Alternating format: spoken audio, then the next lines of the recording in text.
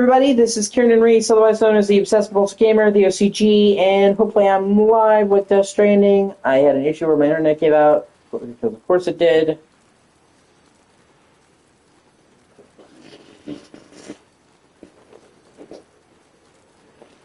Okay.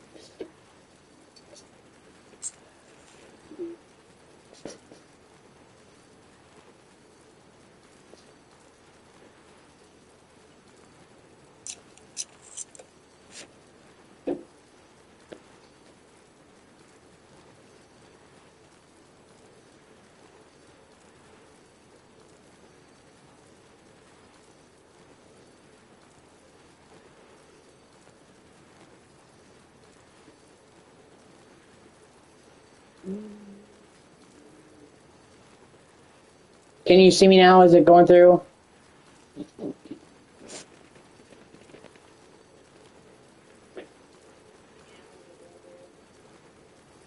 Okay, I think it's okay. Okay, I think it's working. I can see your chat messages. I could hear my audio. Is everything good now? Everything copacetic? Okay, 1 second. I'll be right back. God. Oh, fucking YouTube, because it's not my internet. My internet's fine. I checked it. I'm getting like 200 megabytes of internet, so it's fucking YouTube.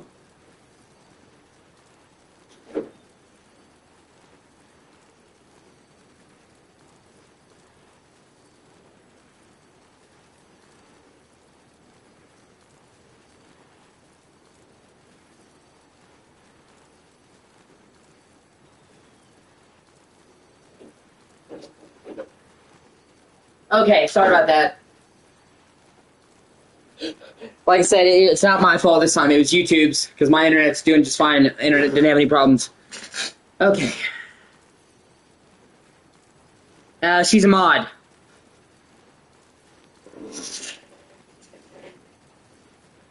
I can make you a chat mod too if you want, Emily. Doesn't really change anything. It just means that if somebody is being a dick in chat, you could ban them.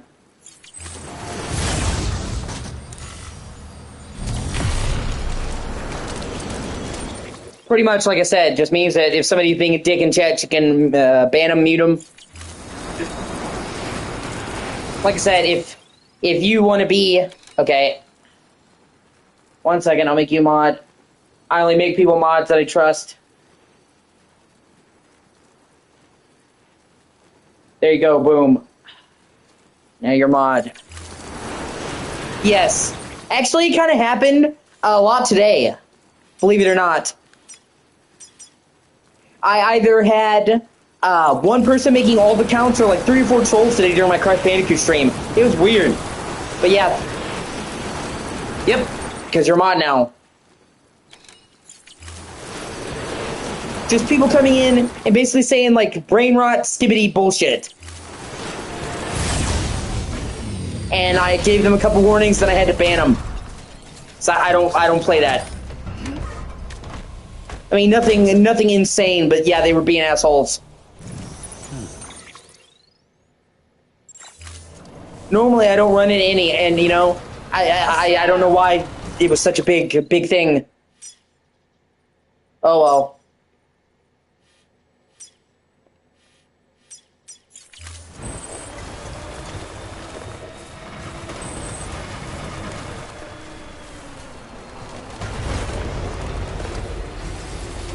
Yeah, either or. Probably, honestly.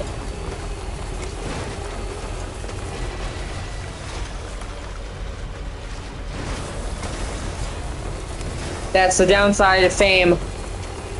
Like I said, you know, there's always gonna be assholes.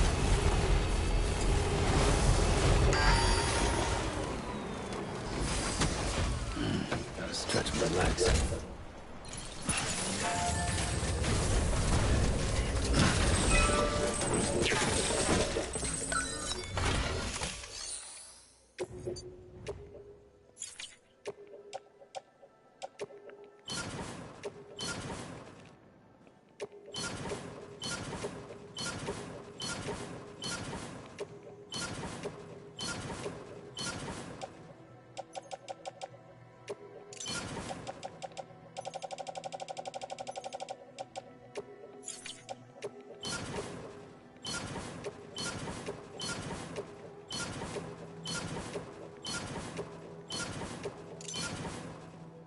There we go.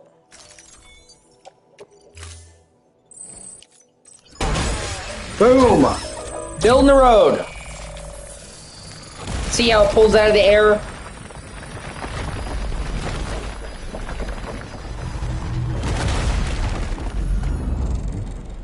And now traveling along this part of the region is much safer and quicker. But anyway, like I was trying to say, this game has a really special system.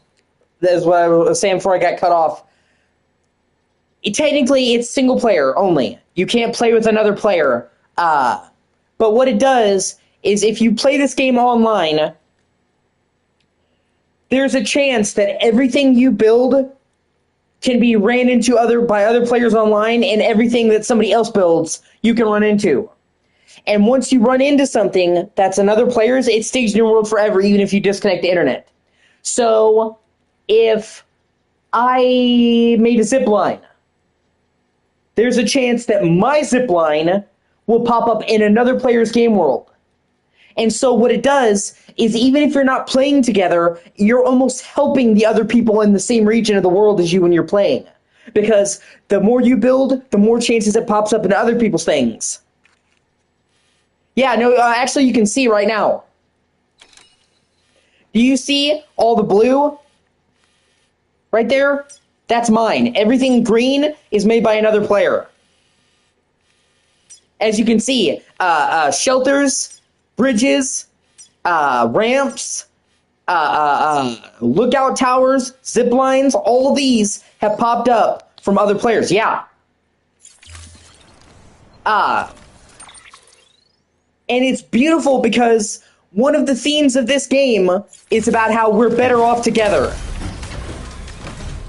And here's what's really cool. You can see who built it. You can see who built it, and you can like their shit. And it gives them bonus points in-game. Let me see. Yeah, see? That's made by Fox19. And I can sit there and go to it and like it. And that gives them a boost in the game. So you can see exactly who's helping you. And I think it's really beautiful because the theme of this game is about people coming together. About we can't make it on our own. If we're going to make it as a species, we have to come together. You know, especially in this game during the apocalypse. So they tell you that in the story. They tell you that, you know, in the story, but they also show you in the gameplay by all the help that you get from other players. We're better when we work together. Like, man, look at all these things. I have a bridge here. Wouldn't have been here. Like, see that? A guy put a ramp here. So now I can do a sick jump.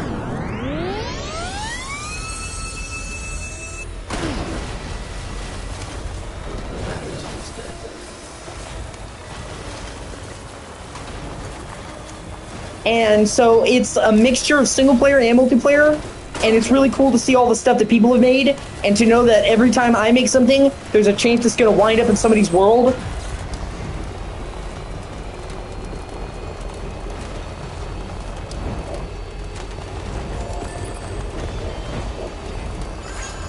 And then, the game has heavy horror elements, because like I said, you can get attacked by ghosts, violent poltergeists that take all kinds of weird shapes. You have to kill them.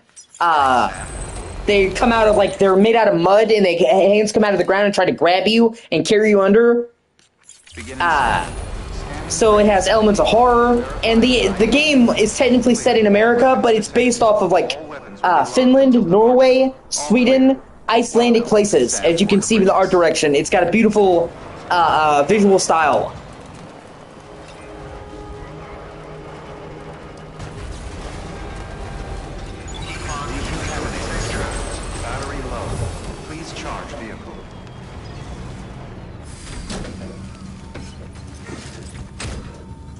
And along the way, you have a baby. You have a baby that you take care of called BB. He's a baby that helps you see the realm between the living and the dead. Because he's stuck in stillborn. Basically, their mothers died during childbirth. So in this game's world, they're stuck between the living and the dead, so they're a bridge. They're called bridge babies. BBs, because they connected, and they help people see the ghosts. Normally, you can't see the ghosts until they're on you.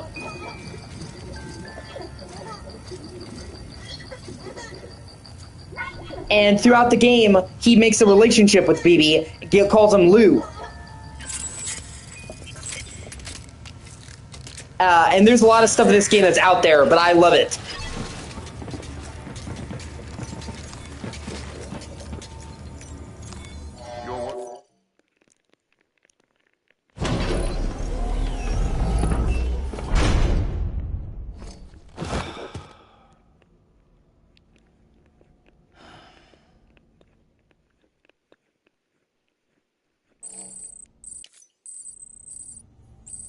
And see, you know, I love Norman Reedus, so it's cool playing as Norman Reedus. And what's really cool is, I'm not sure if you know who Mads Mikkelsen is, Samantha, but I love Mads Mikkelsen, and he's the main villain of this game. And he's fucking awesome. It's one of his best roles.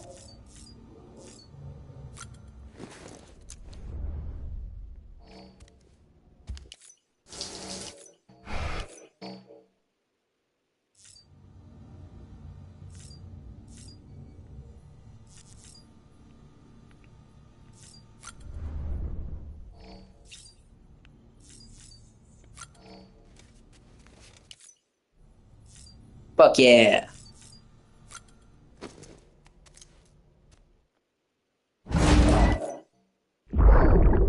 Well, you're about to see him now. You see flashbacks about him. Sorry about the mess. I got caught in the rain.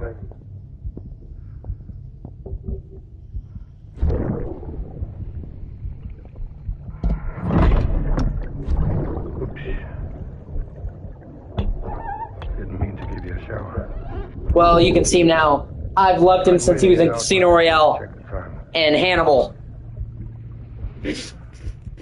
Sorry. Should have come sooner. I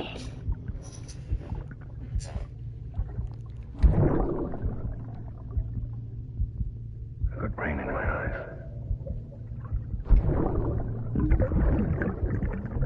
Just give me a minute. That's his son, basically. BB, you're seeing flashbacks from BB's perspective.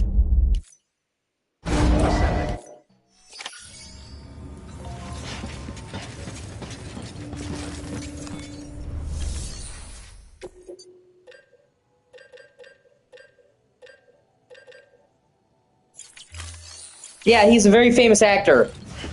And he's the main villain of this game.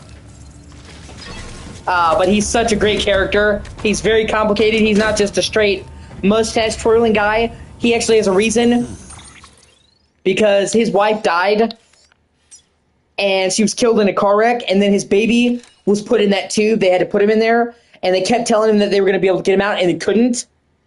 And it fucking destroyed him. Obviously, imagine you having a kid and being trapped in the fucking tube. And he basically found out that they were doing experiments on his son. And, you know, so, I can't... This game is such a great fucking story. But he's like a bad guy where it makes sense that he's a bad guy, and you kind of root for him. And you understand where he's coming from, even if he's going about it the wrong way. Yes, all the bridge babies, they do. But his bridge baby was the first. And you're about to see some of the combat. Bandits will try to rob your shit. And you have guns and stuff to fight them off, and they're futuristic. Because even though this is very nature-based, the actual technology is very advanced because it's in the future. This is like 2070 something. I mean, I'm telling you things that are I've already passed in this point of the game. They've already explained. I'm most of the way through this game, so, and I don't have time to replay this whole game for the re-release. I'd never finish in time.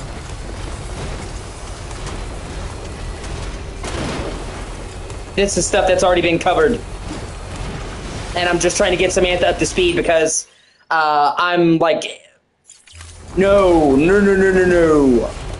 Yeah, recap. Like I'm like 75% of the way through the main story.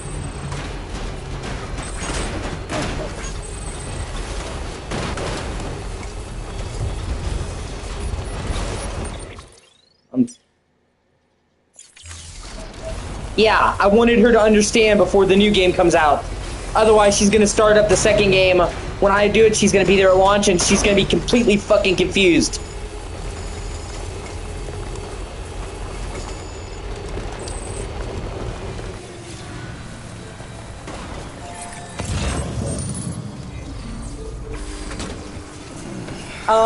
Well, if it comes down to it, I'll tell you. But maybe you'll be there to see it. I'll be streaming this in the days leading up to the sequel. The ending will make it. Yeah, I get it. You're gonna be busy. I understand. Shit happens. Just show up as much as you can.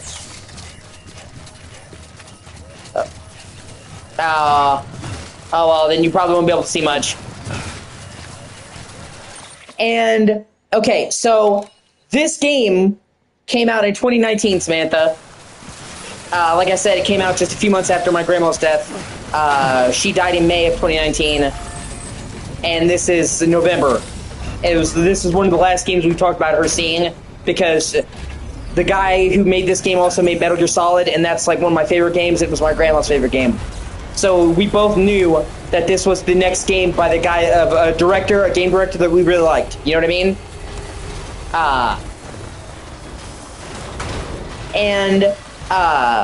This game is great,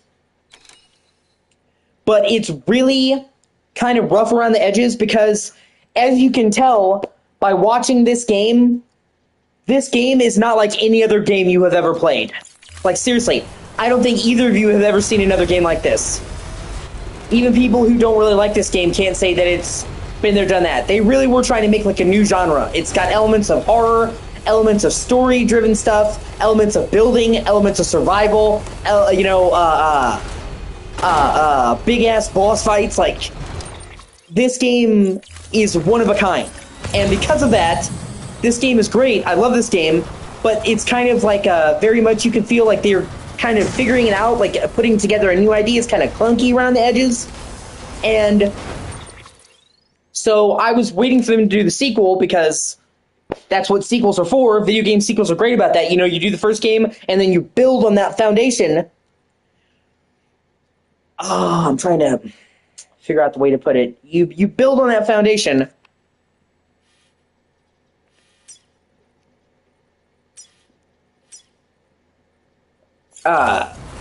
And people expected that,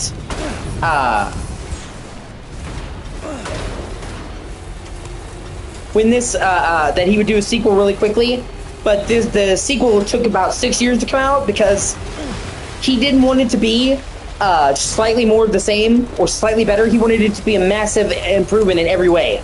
Like Death Stranding 2.0, you know what I mean? Like, sometimes you'll get a sequel and it'll come out and it's a little bit better, but it's more iterative, it's more of the same thing, and that can be fine, but you can tell it's more of the same thing. He wanted this game to be dramatically different. the second game. It improved in every way. Not like a little bit better, a lot better. That's why it took 6 years. So it's going to be a quantum leap. And I'm really looking forward to it because, like I said, I love this game, but it's still kind of rough around the edges. But the sequel looks like it's fixing every problem that I have with the first game. Exactly. That's what I'm saying.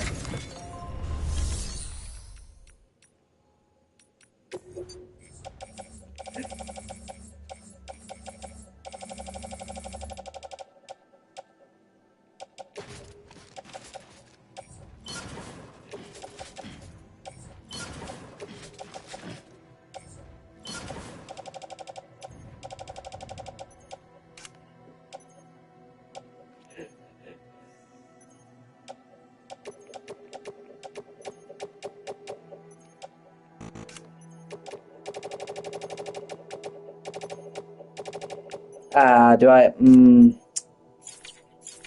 know what? Yeah, hold on. And what you see me doing right now is building roads. The roads take some time to build. You need materials, but building roads is one of the best things you could do because of how much quicker and safer it makes it. Building a road is a big deal. Now, where previously you had to deal with bandits, uneven terrain, weather, the road just lets you zoom past over all terrain, you know? So building a road's a major deal.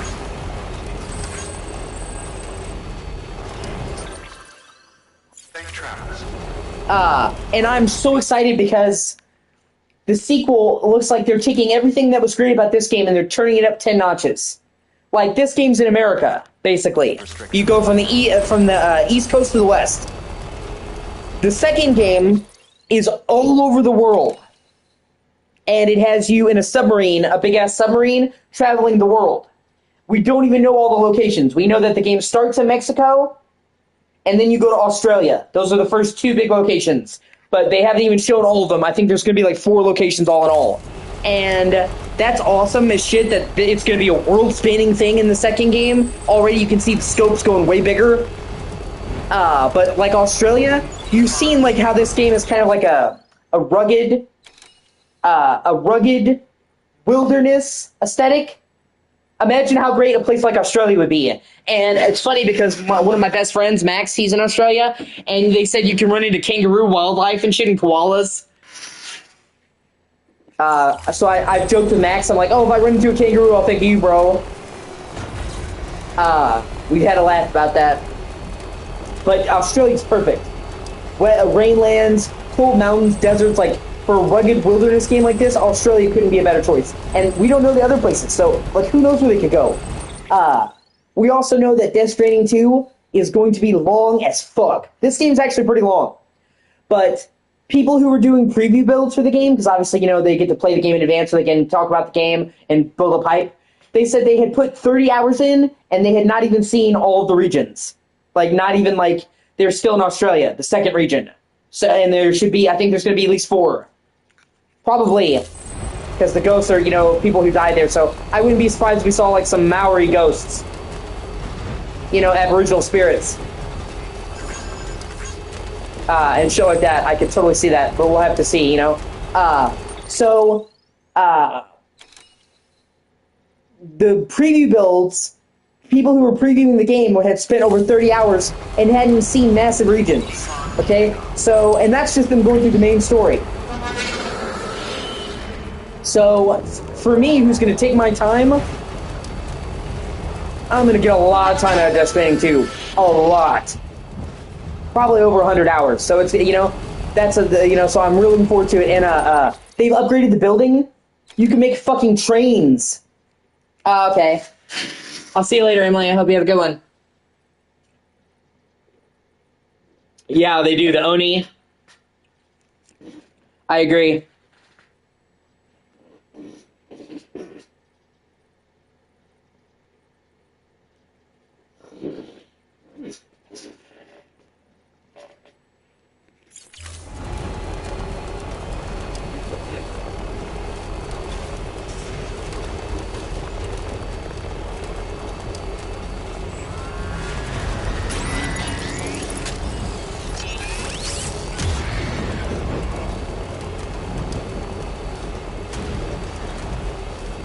And this game also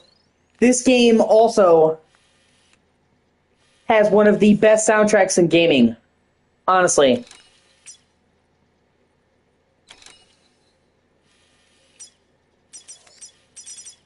Well, for me anyway.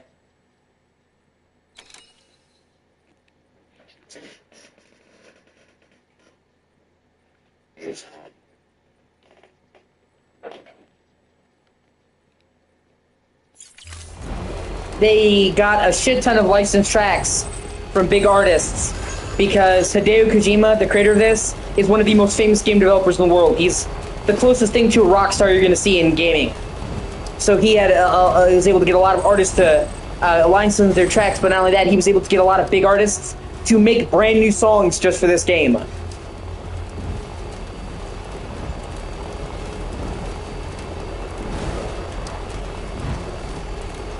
So the soundtrack for this game fucking rules.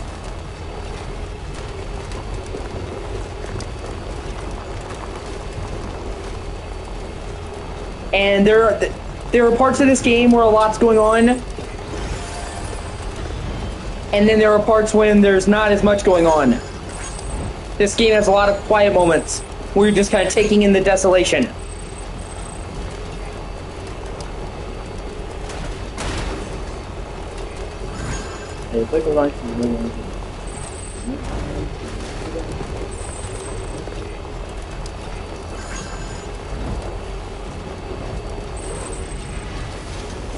Oh yeah, so here we go.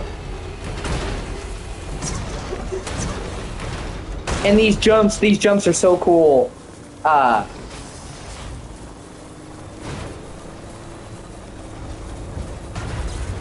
You make these jump pads, and not only do they let you jump farther, they cushion your landing. So, you know, normally if you jump the car down a very steep incline, you take damage. When you go over a jump pad, you don't take damage no matter how far you fall. So, knowing that, like, it cushions your fall, you can make ridiculous jumps. See? Yeah, exactly. If I had just jumped across that without the jump pad, I would have probably hurt the car. So, like, everything that you build has purpose and helps you get across this world. And so, it's almost like you're taking the world back from the wilderness, you know what I mean? You're building roads, you're building zip lines, you're building shelters. You're, taking the world back. One step at a time. I love it. Oh, shit. You're about to see the ghosts. They're super cool. And might as well...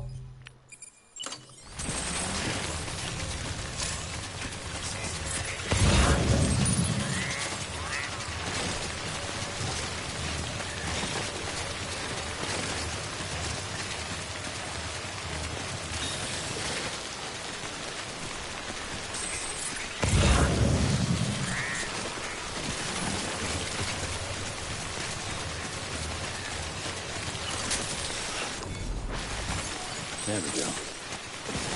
Well, when I run into one, you will.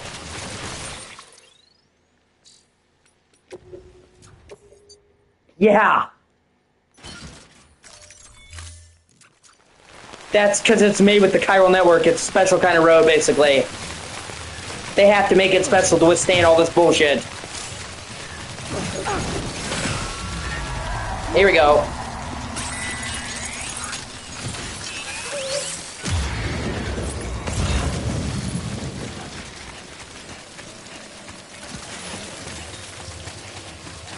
Actually, hold on. And when this game first starts out, you can't really fight back against the ghosts, but throughout the course of the game, you build the tools to get rid of them, basically send them back to the afterlife.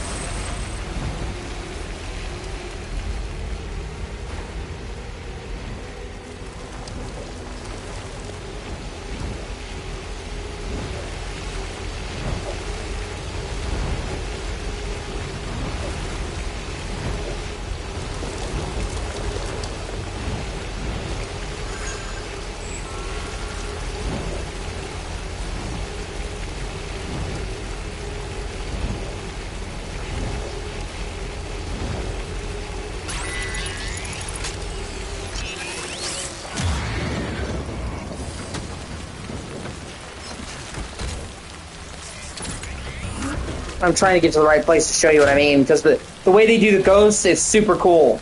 Because when you fight them, they take in like weird shapes of animals, and they actually can bring back the past around you. So they'll pull like cities out of the ground. It's something you have to see to really understand. It's cool as shit.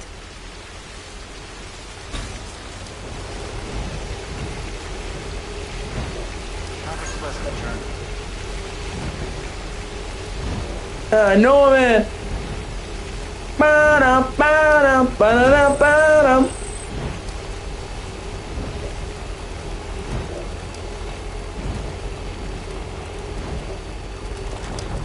And see, like, this right here, this is a shelter. It lets me recharge my car's battery, lets me heal myself, lets me do all that. Somebody built this. So because somebody built this, next time I need help, I can rest here. So somebody building this in their game helps me, and the stuff that I build helps them, and that's super fucking cool.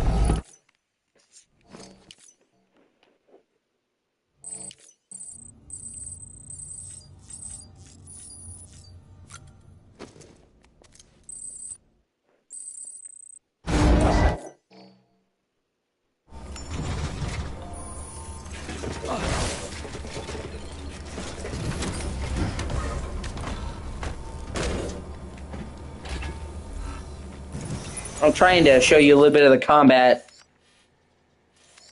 Yeah, let's try going right here. And this is the only game I've ever played that does that. You know what I mean? It's super fucking unique how they do it. Where you're not actually interacting with them directly, but the worlds you're building are interacting. And there's no way to grieve people. Everything you do helps. You can't fuck with somebody else in a negative way. So it creates an example where only people are only helping each other. And I love it because it conveys the theme of the game in more than just the story. You see it in the gameplay, you know what I mean? We're better together.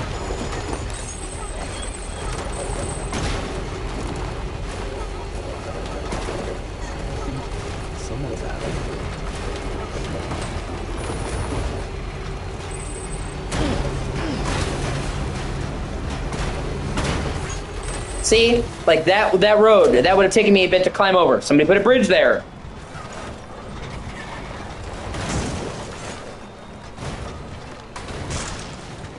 Now I don't have to work so hard to get across.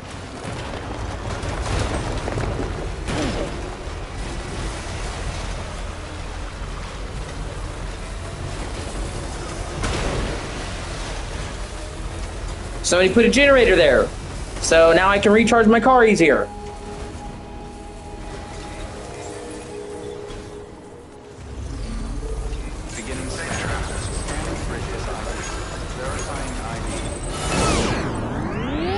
Probably, yeah.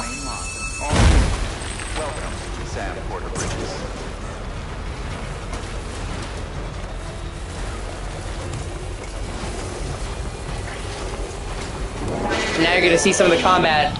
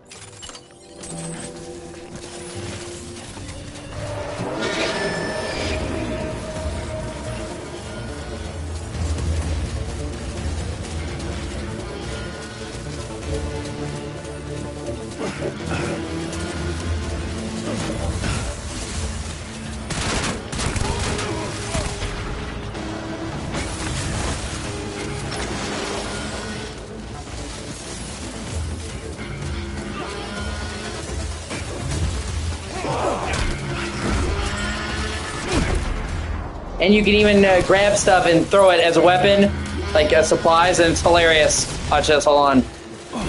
Whop! Bam! Took some cargo and decked him in the face with it.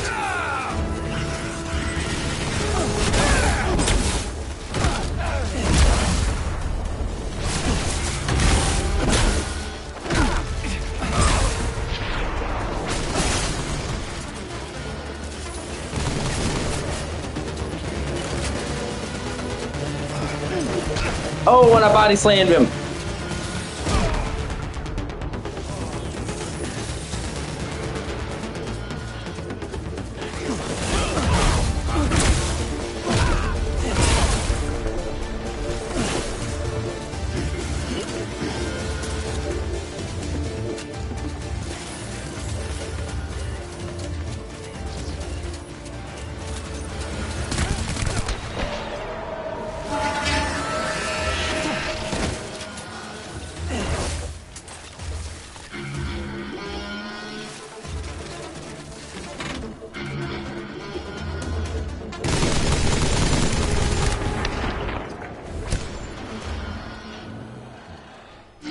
And now, I cleared out the bandit camp, and all the stuff that they stole, I'm free to use for me, because they all took it from somebody else, and now there will be less bandits in the area.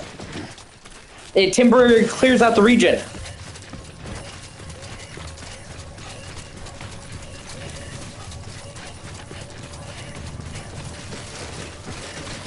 And you can build a skeleton to let you jump higher. Like, see, like I'm able to run really fast even though I'm carrying all this weight. Because I got an exoskeleton. You can see it on me.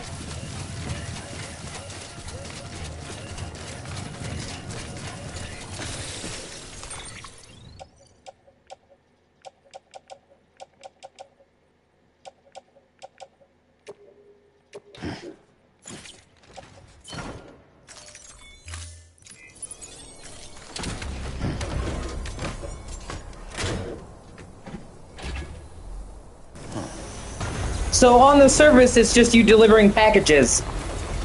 And that sounds boring, but if you see in the actual game, it's a lot more than just that. You know what I mean? Basically, yeah, you get the materials to fabricate the exoskeletons. You can build them later on. And there's ones that do different things.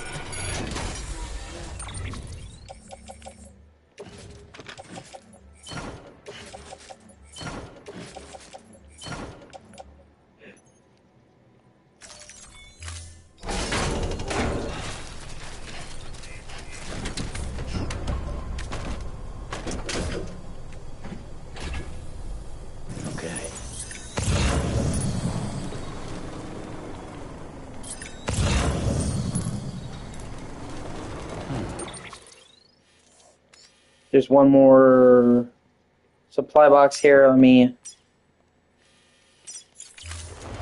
go check that.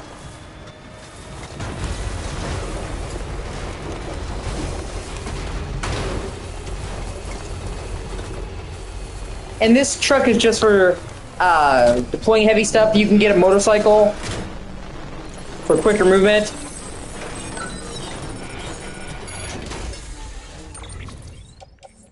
It's just like, you know, if I'm like wanting to, say I want to rebuild the roads, I need supplies, I need a truck. But if I'm just trying to get around quickly, I'll take a bike. And you can customize the bikes, you can make different color schemes.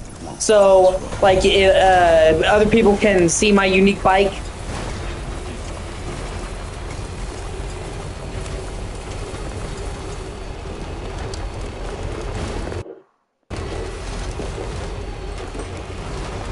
Yeah.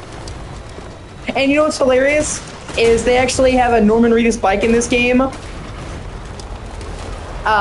Reedus has a show called Ride, where he rides around. It's been around for several years. They kind of plug it, and you can build a bike inspired by his bike. And he even says, "Man, this makes me feel like wanting to watch Norman Reedus' Ride."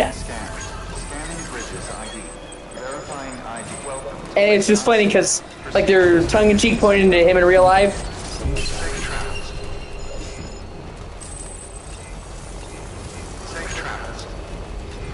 This game is serious, but it's also not afraid to make jokes and kind of break the fourth wall.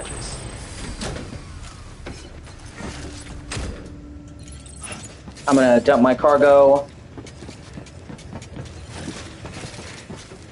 Oh shit! I drove too close to the terminal.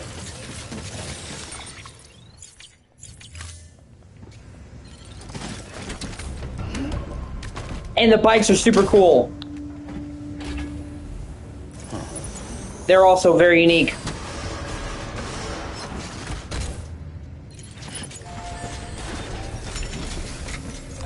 Yeah, because he's personal friends with Hideo Kojima, the director of this game.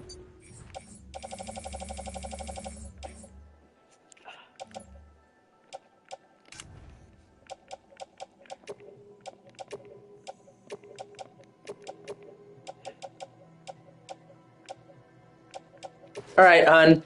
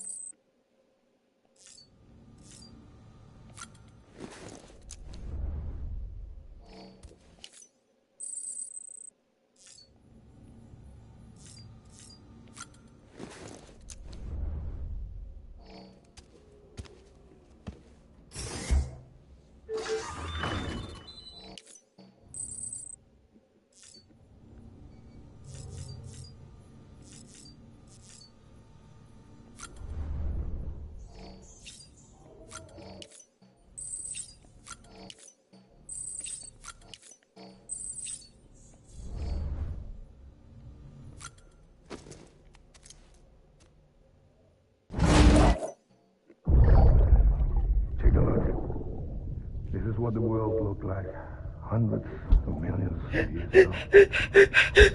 Got a memories of gaming for doing it. Got a memories game. And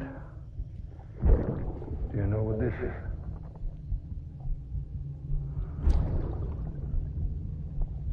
The moon. I'll show you the real thing soon. I promise.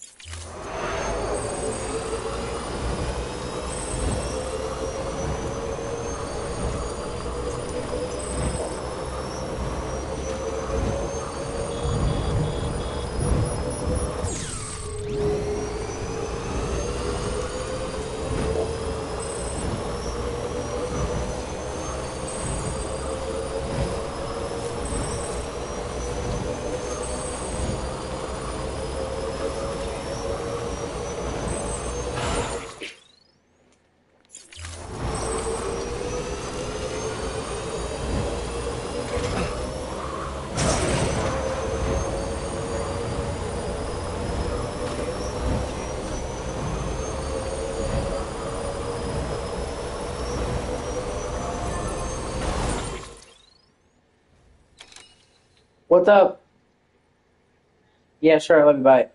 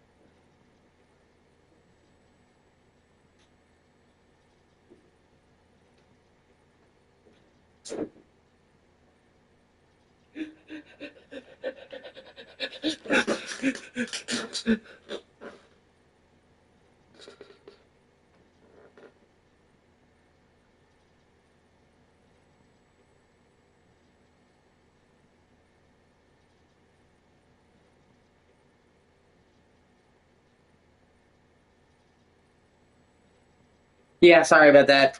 Yeah. Yeah, I want to show you. This is really cool. See, you have this thing, it's called a reverse trike. It has 2 wheels in the front, 1 wheel in the back. I just got on a bike, basically. See, it has 2 wheels on the front, 1 in the back. So it's a reverse trike. And that's better for terrain. But then, when you rev it up, the wheels connect.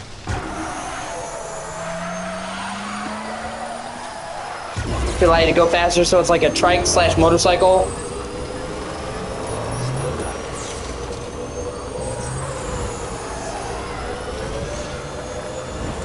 And you can jump with it.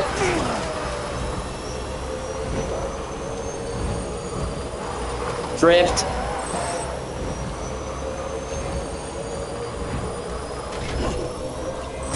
Yeah.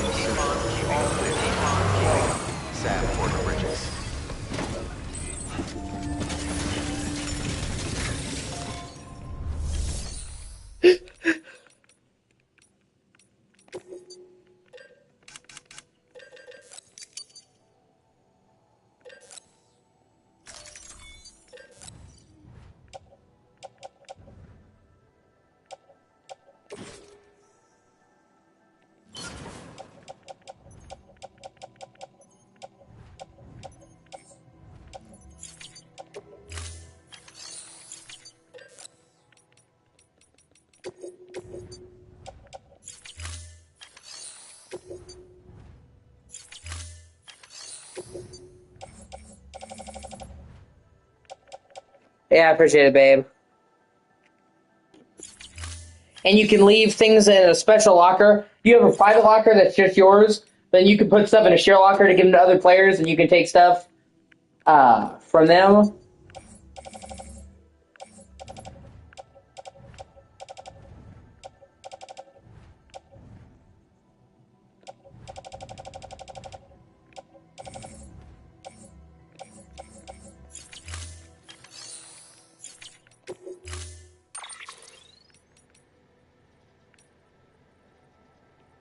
So you made a special color palette.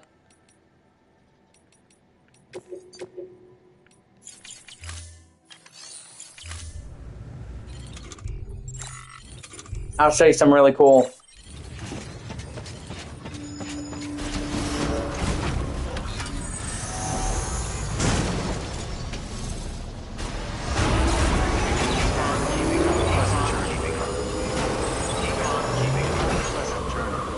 No, it's fine, babe. I understand.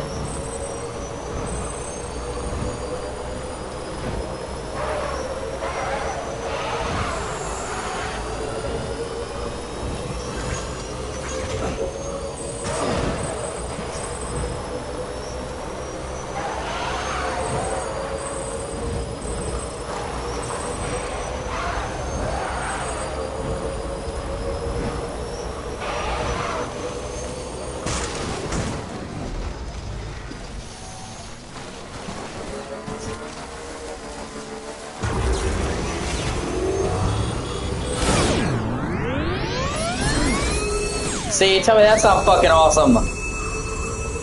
See that huge jump I was able to make? Yeah, I'll show you the battery level.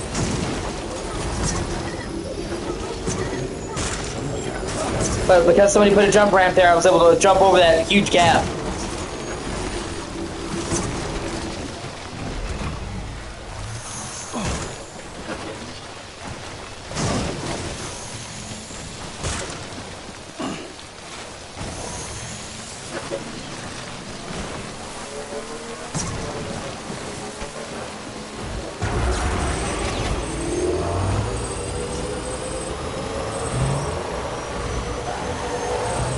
You have these beautiful snowy mountains.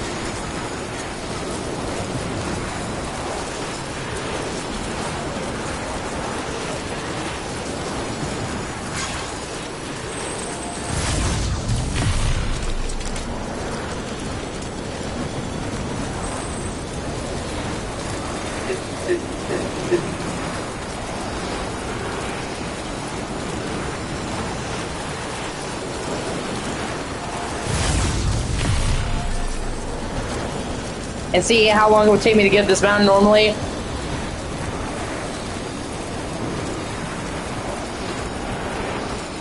And how quickly I'm able to go up with the zip lines that I put and other people have put.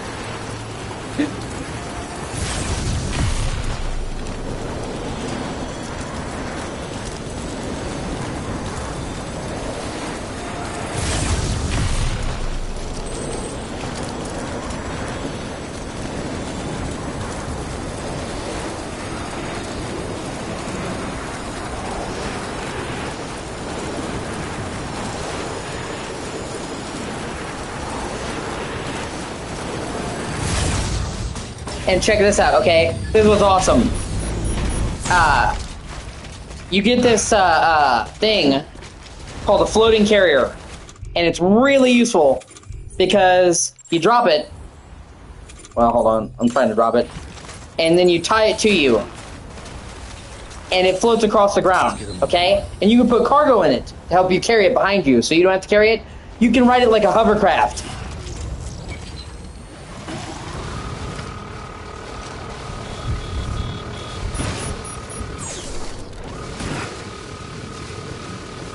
How fucking cool is that?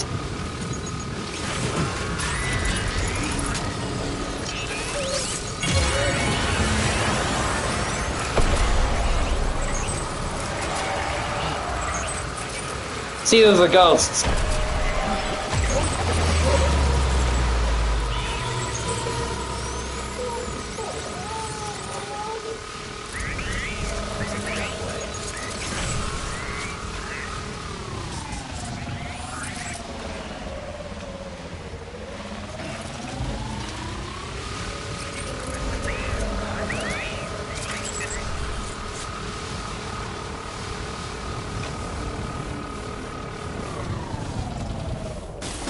And so at first, when you get up here in the mountains, it's like, oh man, it's slow, you know, it's slow going up here. Like it takes forever to get anywhere, but then you build the zip lines to get up, and then you slide to get down. And suddenly you're zipping around the mountains.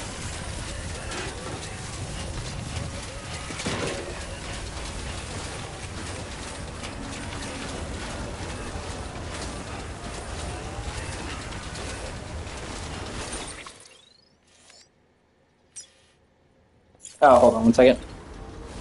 Yep.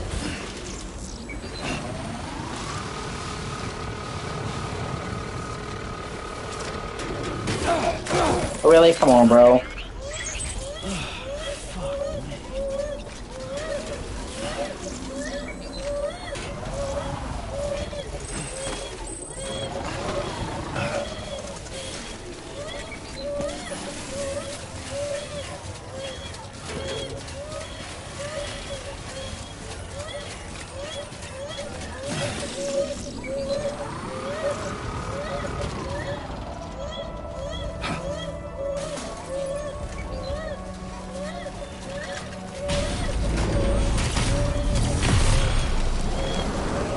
Yeah, you can sit there and sue them. I just didn't feel like it. Especially because the zip line's calming down.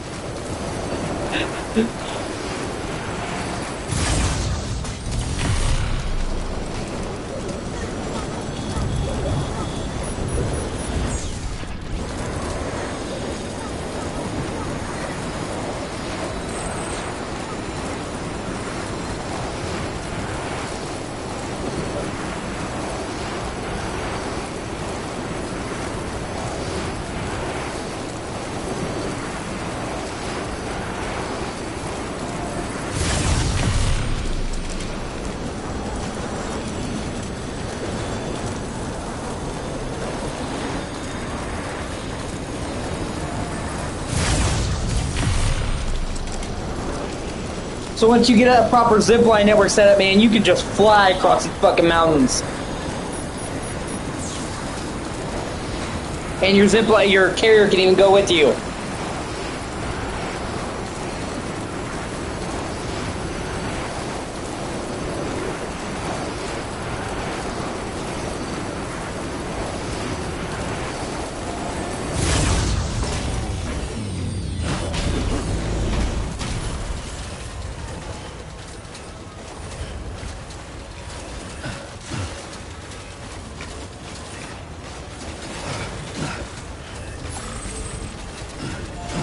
Now you're about to see some shit.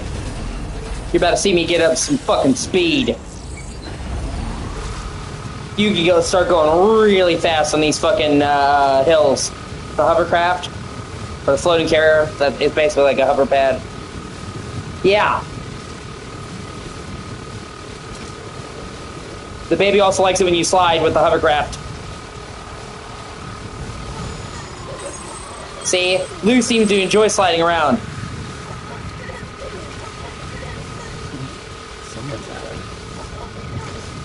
Honestly, just kind of fun. Just fucking slide around in the snow.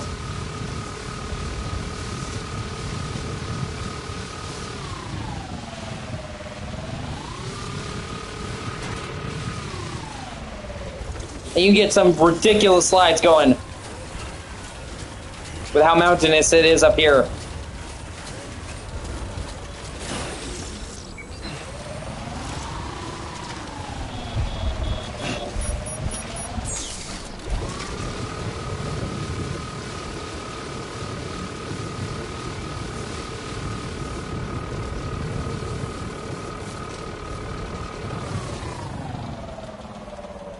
Pretty much, yeah.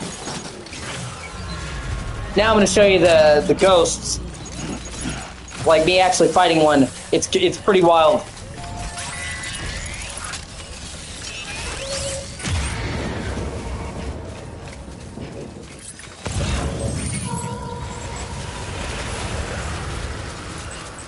See, look at them.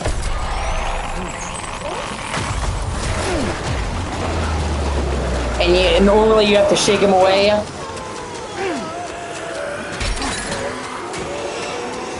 But I want to fight it, so I'm going to let it grab me. Early in the game, you can't really fight it, so you need to run. But there are these crazy creatures. And see, if you watch around me, you can actually see buildings and shit rise up out of the mud that used to be there.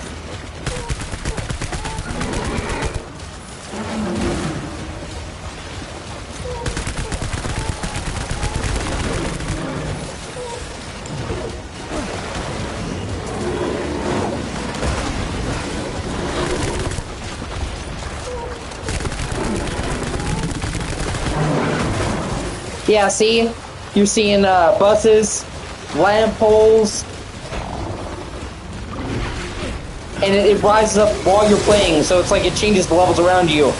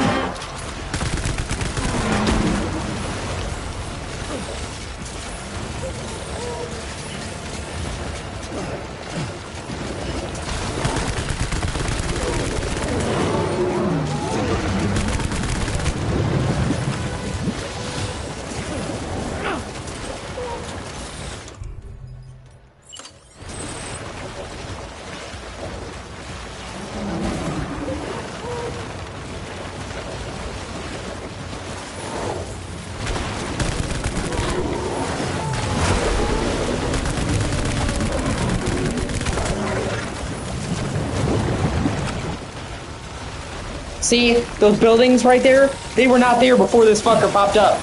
It's like, these are buildings from the past that are being dug back up.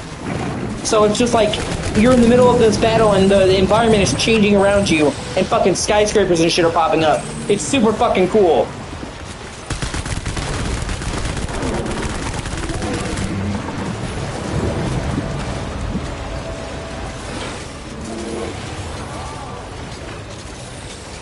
And see, these are other players throwing me supplies to help me.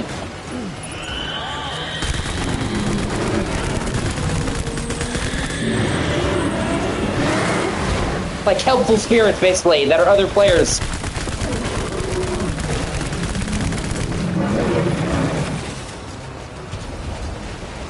Yeah, pretty much.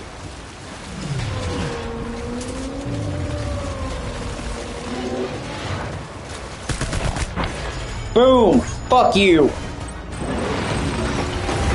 And see? Then you see it all sink.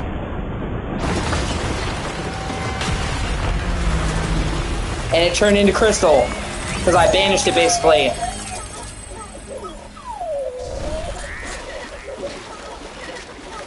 And you get special supplies for taking them out. That helps you build.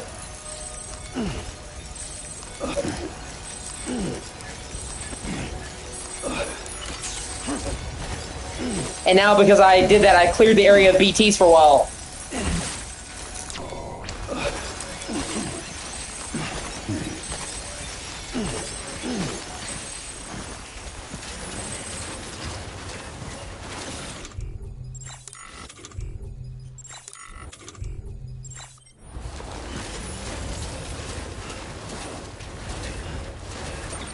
Shit, I dropped my floating carrier. I gotta go back and get it. I don't want to leave that.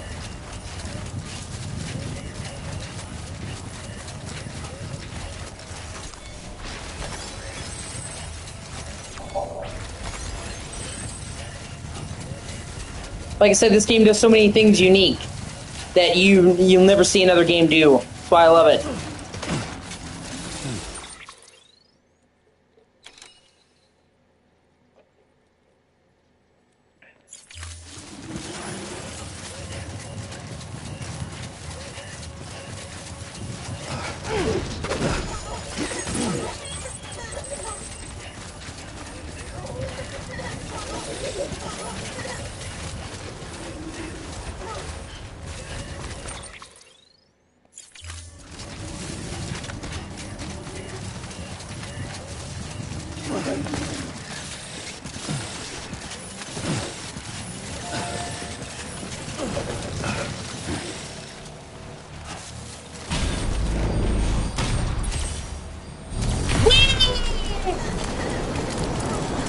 Here I go again on my own, going down the only road I've ever known.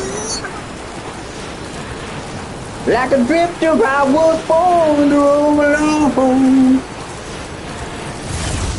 I'm out of my mind.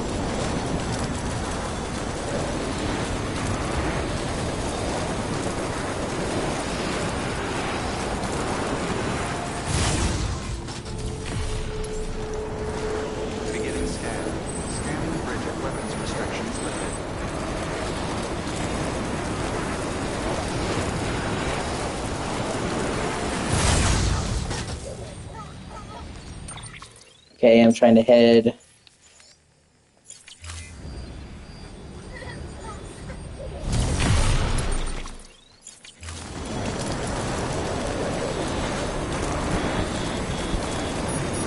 And they're adding all kinds of really cool stuff to the sequel. Like the sequel, in this game, the time of day is fixed. In the sequel, it'll have a full day-night cycle. They'll have massive wilderness events that can happen randomly throughout the world, like forest fires can erupt, or an earthquake, or an avalanche, and they're like big events. They're not scripted.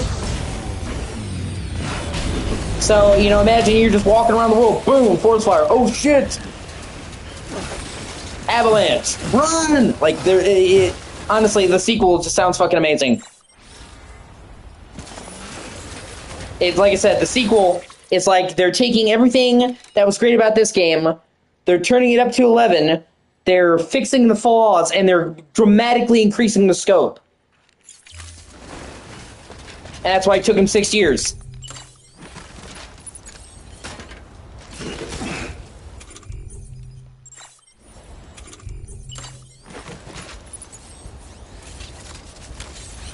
Let's get a move on.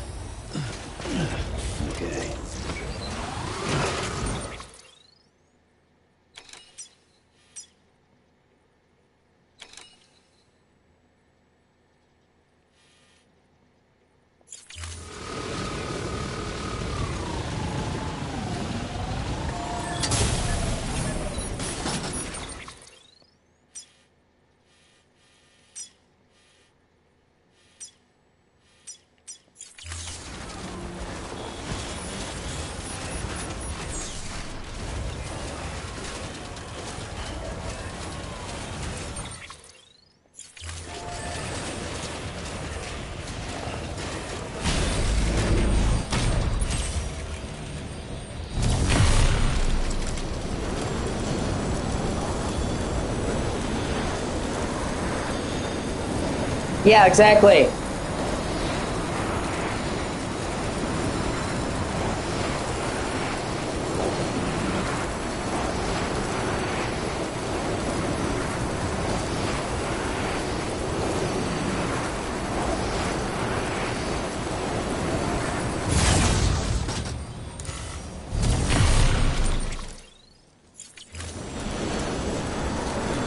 And I honestly do think this game is really beautiful. It's like desolate in a post-apocalyptic, but also beauty. You know what I mean? Like a beautiful wilderness, beautiful ranges. I like the look of the technology. One of my problems with modern technology in movies and stuff, like futuristic, is it's kind of bland.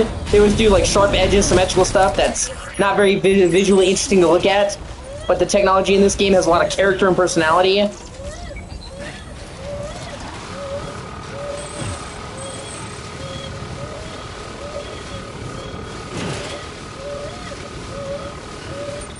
Okay, yeah. I'm trying to make it basically...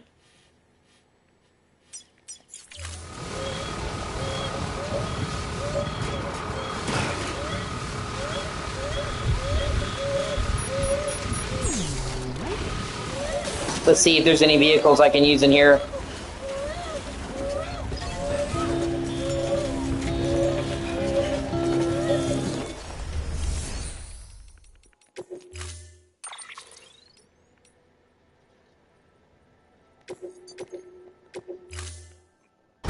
See, so somebody put a car here so I could use it. So I was like, man, I was looking for a car, I was off the road. Boom.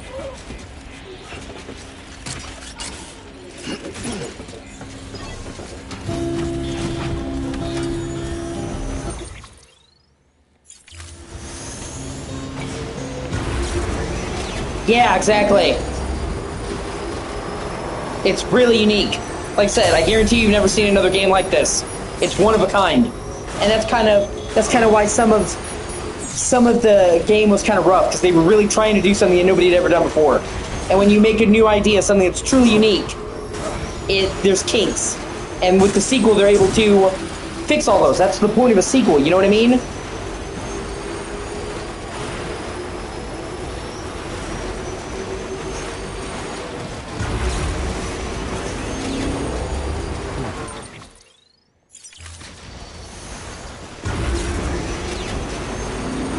Plus, I mean, I love Norman Reedus. You love Norman Reedus. A lot of people love Norman Reedus. Like, so many people watch The Walking Dead just to see Daryl. So, I know a lot of people who try playing this game simply because it stars Norman Reedus. You know what I mean? And he doesn't phone it in either. Some celebrities, when they play video games or do a video game role, they phone it in. No, he acts his ass off in this game. Which, I mean, you'd expect from Norman Reedus, but I'm saying, you know, that, like, thankfully he didn't just do it for a paycheck. He is personal friends.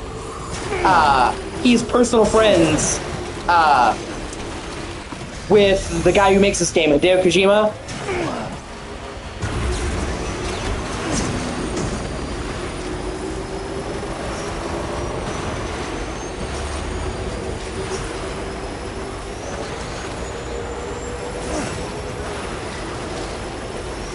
So this was like a passion project for him, and it shows. It was like, oh, I'm just gonna get a paycheck from a game. Like, he was just as invested in this game as the director. So he acts his ass off. And everybody does. Across the board.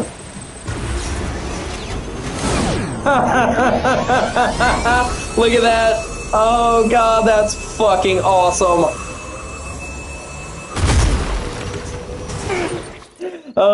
You can get some fucking ridiculous jumps up in the mountains with the jump ramps, man. And then, like I said, you can tap the button to do like a trick where he like flips the fucking thing around. It's awesome.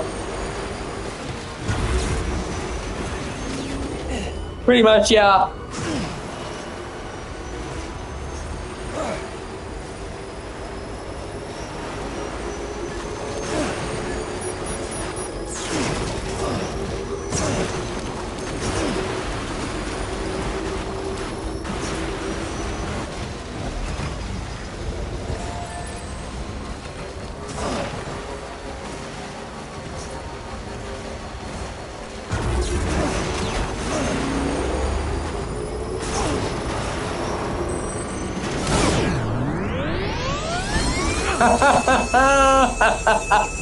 And like I said, it cushions your fall, so you don't have to worry about heights or anything.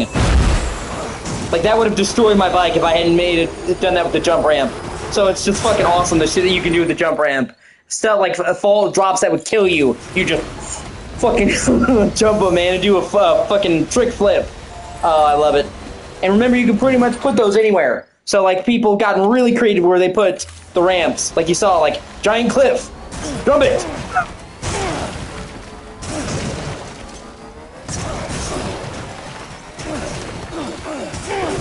Yeah, exactly.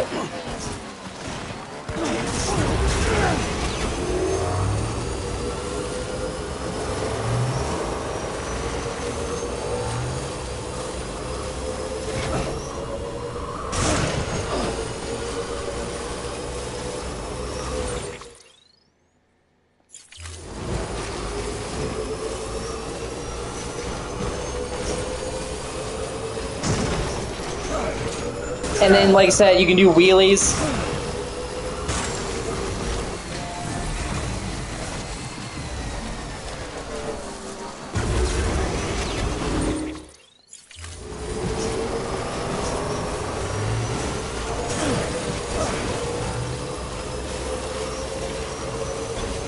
You can drift.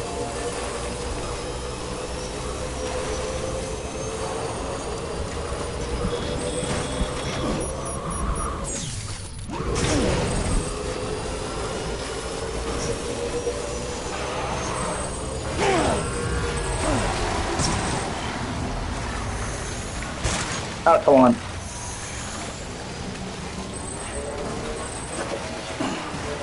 And you get all this throughout the game. You know what I mean? Like, you build up your kit as you play through the game. So you start out with very little.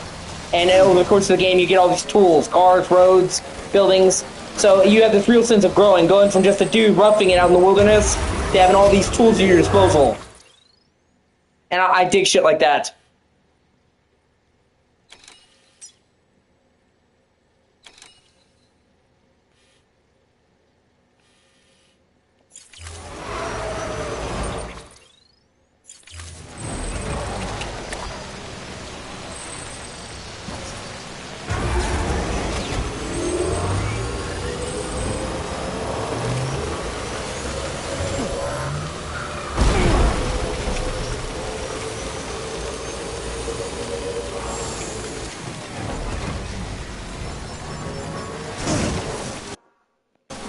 See, I just wanted to show you, like... Yeah, exactly. I just wanted... And they're adding so much more stuff in the sequel. Like, they're adding fucking... you can make your own train line to carry cargo, so you can build a tram. Like, your own automatic train line to deliver shit. It's fucking sick. And whatever else we don't know, like, a lot more. So, like, the building... They're expanding the building, you can make way more shit.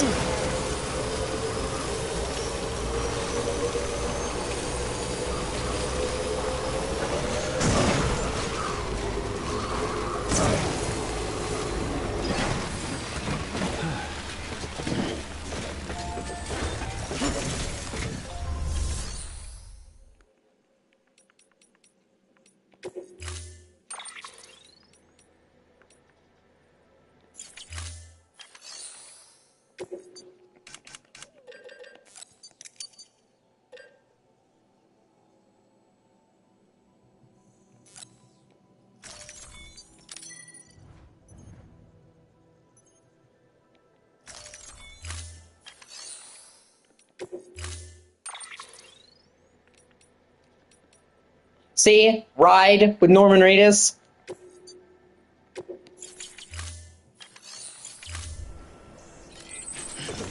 Ran it off the show, and it's one of the best bikes in the game. So, not only is it like a tongue-in-cheek thing, but it's like one of the better bikes. And it can jump higher. It's great. And he even says special dialogue while writing it. Hopefully you'll be able to hear. Like, the game is very serious, but they also aren't afraid to make jokes. You know what I mean? I mean, tongue-in-cheek.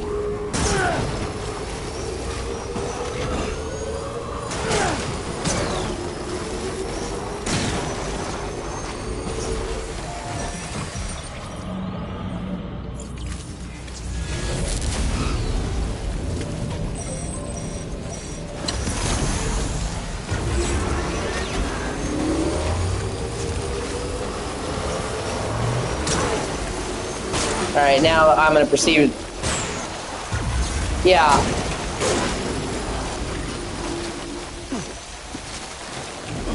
And it's fitting too, because he's really big on bikes. He's a real big motorcycle guy, you know what I mean?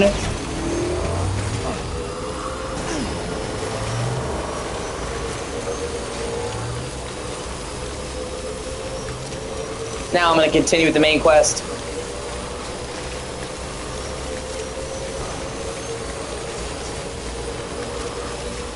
If you're tired, you can go to bed. I know it's late for you. I don't want to keep you up. It's up to you, really. Or you can keep watching for a bit and I can show you the main story. Well, parts of it, anyway.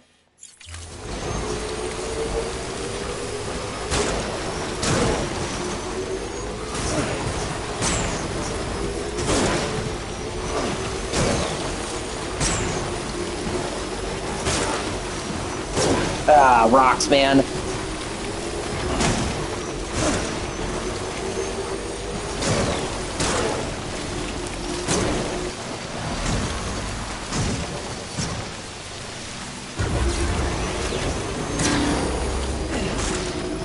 Yeah, come on. Come on.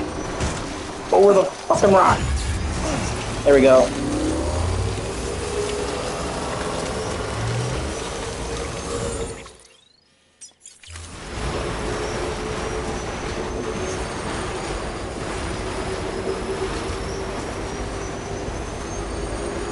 Dashing through the snow.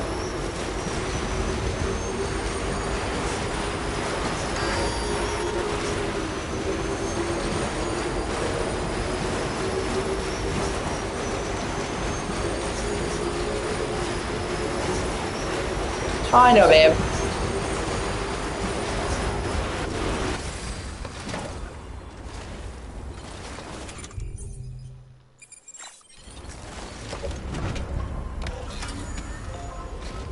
This should be on an episode of Norman Reedus.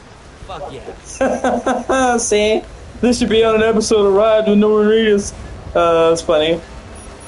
Just let me randomly plug my show.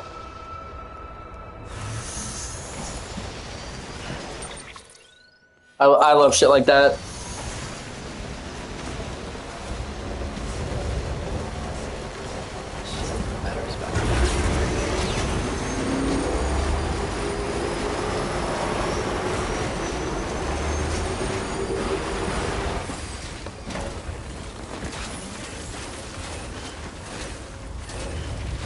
I know, baby. I know.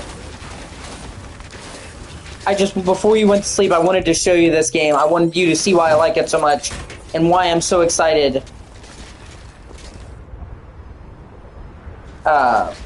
For the sequel. Okay. Let's get a move on.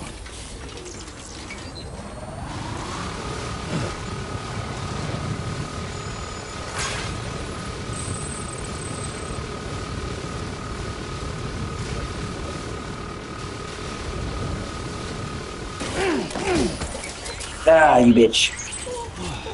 Get it together.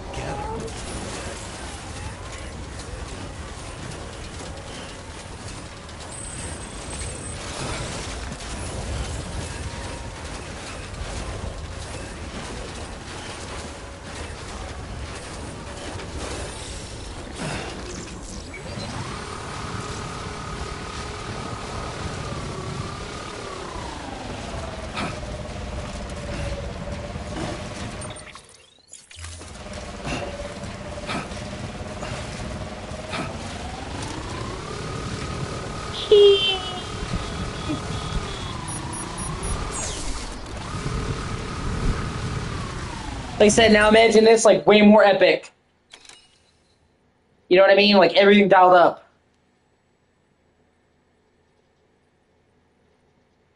Much bigger, much more polished, more, you know, options, better graphics, more story, all across the world.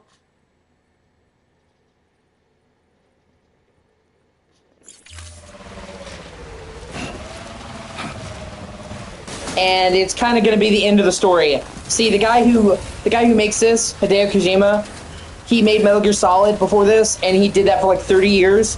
So he didn't want to get tied down to a series for ages again, because he's 60. He wants to try all these different series before he dies. He's getting up there in years. So I'm pretty sure the second game is going to be the end of the story. So it's not just like, oh, I'm excited for the sequel. It's also kind of like the end of everything that began here.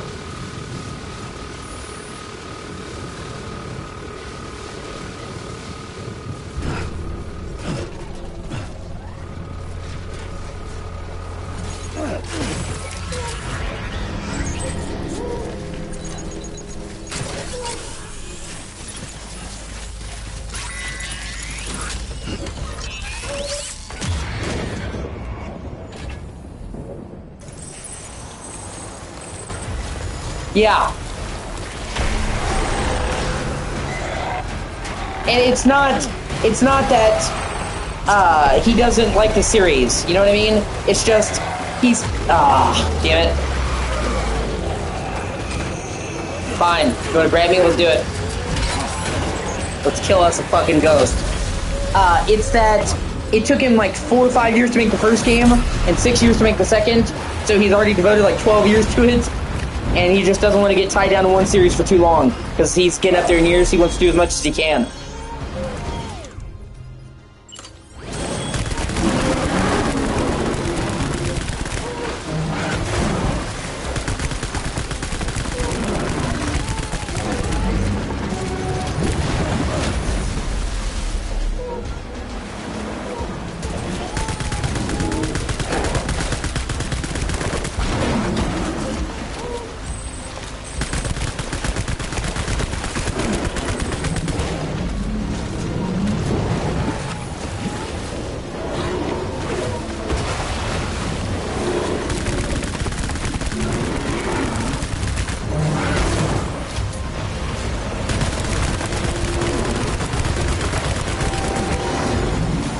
Oh shit, there's 2 of them. Oh fuck. Oh, well. Glad I have plenty of weapons.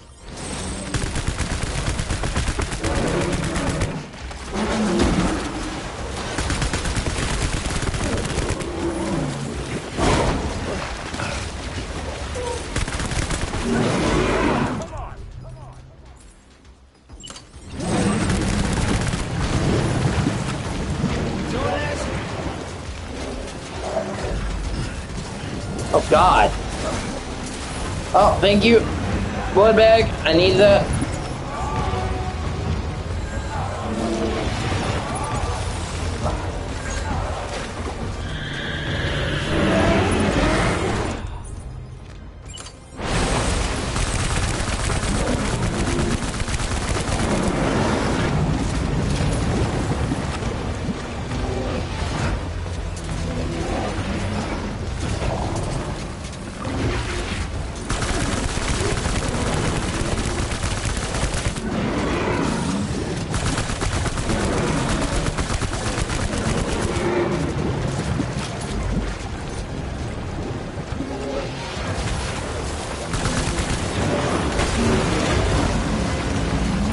Shit.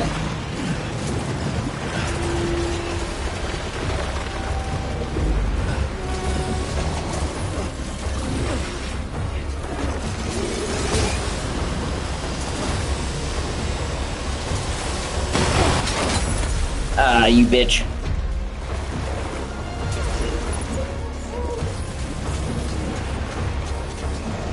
Oh, more supplies. Grab them. Sweet.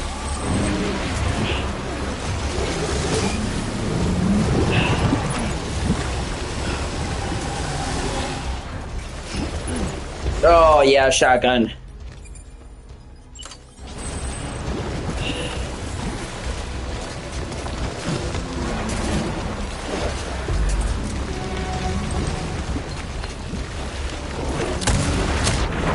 Fuck you.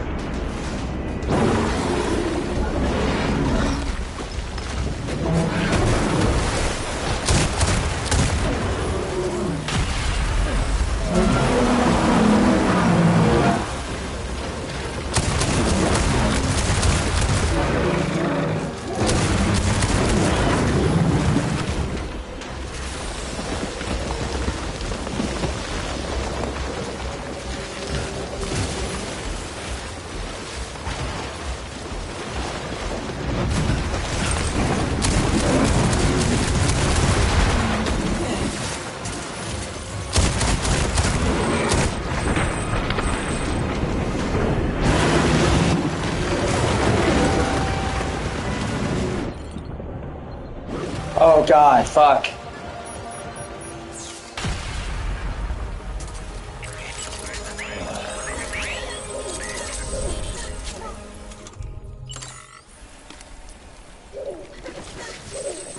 Ah.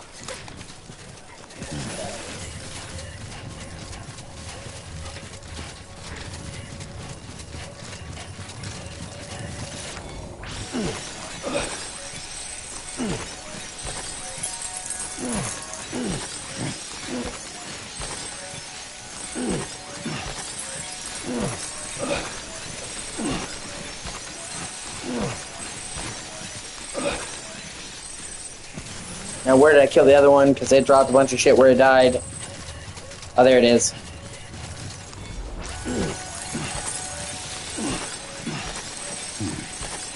No, it's usually rare. That's why it caught me off guard. Normally, it's usually like one. I guess it was like a really dense spot. It worked out for the best. I got a bunch of supplies and a bunch of crystals, but it caught me off guard. Now, hold on. Where is my... Oh, there it is. My floating carrier. I don't want to lose that.